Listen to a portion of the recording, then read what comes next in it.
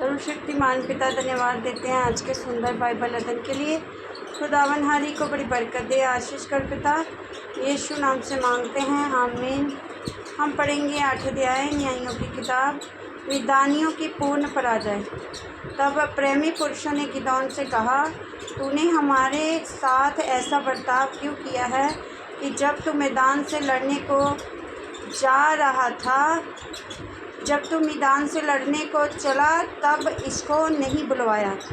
अब उन्होंने उससे बड़ा झगड़ा किया और उसने उनसे कहा, मैंने तुम्हारे समान भला अब किया ही क्या है? क्या प्रेम की छोड़ी हुई दाख भी एबीएजेर की सब फसल से अच्छी नहीं है? तुम्हारे ही हाथों में परमेश्वर ने ओरेब और ज़ेब नामक मैदान के हाकिमों को कर दिया, तब तुम्हारे बराबर मैं कर ही क्या सका? तब उसने ये बात कही, तब उनका जी उसकी ओर से ठंडा हो गया। तब गिदोन और उसके संगी 300 पुरुष जो थके मांदे थे तो भी खदेड़ते ही रहे थे, यरदन के किनारे आकर पार हो गए। तब उसने सुकोत के लोगों से कहा, मेरे पीछे इन आने वालों को रोटियां दो, क्योंकि ये थके मांदे हैं और मैं मैदान के ज़ेब और सल्मुना नामक राजाओं का पीछा कर रहा हूँ। सुकोत के हाकिमों ने उत्तर दिया, क्या ज़ेब और सल्मुना मेरे हाथ में पड़ चुके हैं? हम तेरी सेना को रोटी दें।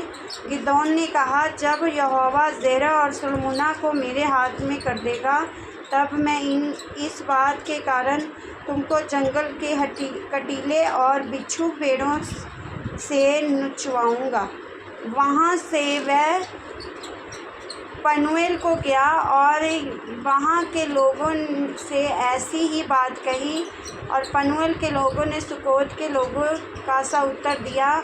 उसने पनूएल के लोगों से कहा, जब मैं कुशल से लौट आऊँगा तब इस गुम्मट को ढा दूँगा।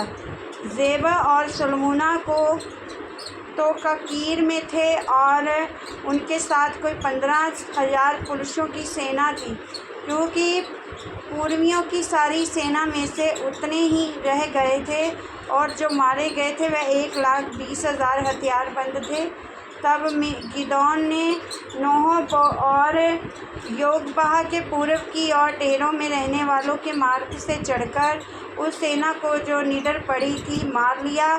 और जब ज़ेब और सल्मुना भागे, तब उसने उनका पीछा करके मैदानियों के उन राजाओं अर्थात ज़ेब और सल्मुना को पकड़ लिया और सारी सेना को भगा दिया।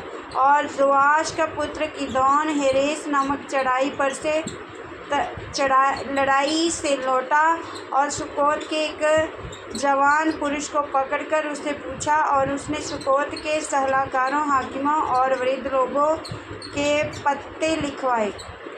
तब वह सुकोत के मनुष्यों के पास जाकर कहने लगा, ज़ेब और सल्मुना को देखो, जिनके विषय में तुमने ये कहकर मुझे चिढ़ाया था कि क्या ज़ेब और सल्मुना अभी तेरे साथ में हैं, तब तेरे थके मांदे जनों को रोटी दे।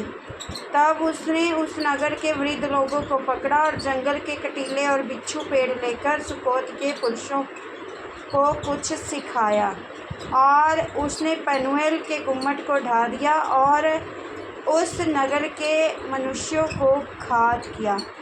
फिर उसने ज़ेब और सल्मुना से पूछा, जो मनुष्य तुमने ताबोर पर घात किए थे वे कैसे थे? उन्होंने उत्तर दिया, जैसे तू वैसे ही वह भी थे, अर्थात एक एक का रूप राजकुमार का सा था।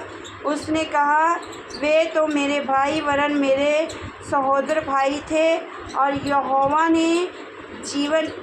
के जीवन की शपथ, यदि तुमने उनको जीवित छोड़ा होता तो मैं तुमको घात ना करता।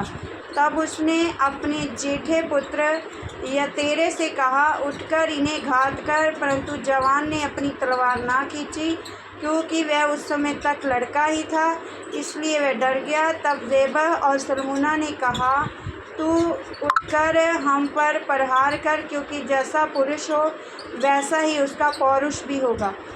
तब गिदोन ने उठकर ज़ेब और सल्मुना को घात किया और उनके ऊँटों के नलों के चंद्रहारों को ले लिया।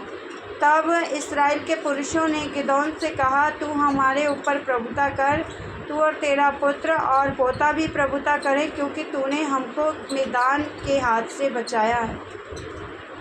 गिदोन ने उनसे कहा, मैं तुम्हारे ऊपर प्रभुता ना करूँगा और ना मेरा पुत्र तुम्हारे ऊपर प्रभुता करेगा, यहोवा ही तुम पर प्रभुता करेगा। फिर गिदोन ने उनसे कहा, मैं तुमसे कुछ मांगता हूँ, अर्थात मुझको अपनी लूट में की बालियाँ दो। वे तो इस्राएली थे, इस कारण उनकी बालियाँ सोने की थी। उन्होंने कहा, निश्चय हम देंगे। तब उन्होंने कपड़ा बिछाकर उसमें अपनी अपनी लूट में से निकालकर बालियाँ डाल दी। जो सोने की बालियाँ उसने मांग ली, उसका तोल 1700 शेकल हुआ। और उनको छोड़ चंद्रहार, झुमके और बैंगनी रंग के वस्त्र जो मिद्यानियों के राजा पहने थे, और उनके ऊँटों के गलों की जंजीर, उनका गिदोन ने एक एपोद बनवाकर अपने ओप्रा नामक नगर में रखा। और सारा इस्राएल वहाँ व्यभिचारिणी के समान उसके पीछे हो लिया, और वे गिदोन और उसके घराने के लिए फंदा ठहरा। इस प्रकार मिद्यान इस्राएलियों से दब गया और फिर सिर न उठाया। और गिदोन के जीवन भर अर्थात 40 वर्ष तक देश में चैन रहा। गिदोन की मृत्यु। यहोआश के पुत्र यरूब्बाल जाकर अपने घर में रहने लगा, और गिदोन के 70 बेटे उत्पन्न हुए, क्योंकि उसकी बहुत सी स्त्रियां थीं। और उसकी जो रखैल शकेम में रहती थी, उसके एक पुत्र उत्पन्न हुआ। गिदोन ने उसका नाम अबीमेलेक रखा। अंत में योआश के पुत्र गिदोन पूरे बुढ़ापे में मर गया, और अबीएजेरियों के ओप्रा नामक गांव में उसके पिता योआश की कब्र में उसको मिट्टी दी गई।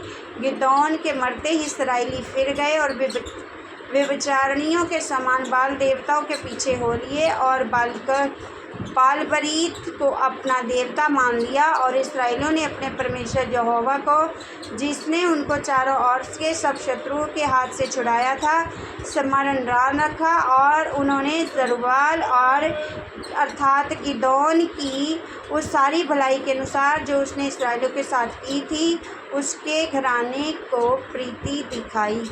इस वचन के द्वारा प्रभु ब्लेस करेंगे। आमीन। सबको जय मसीह।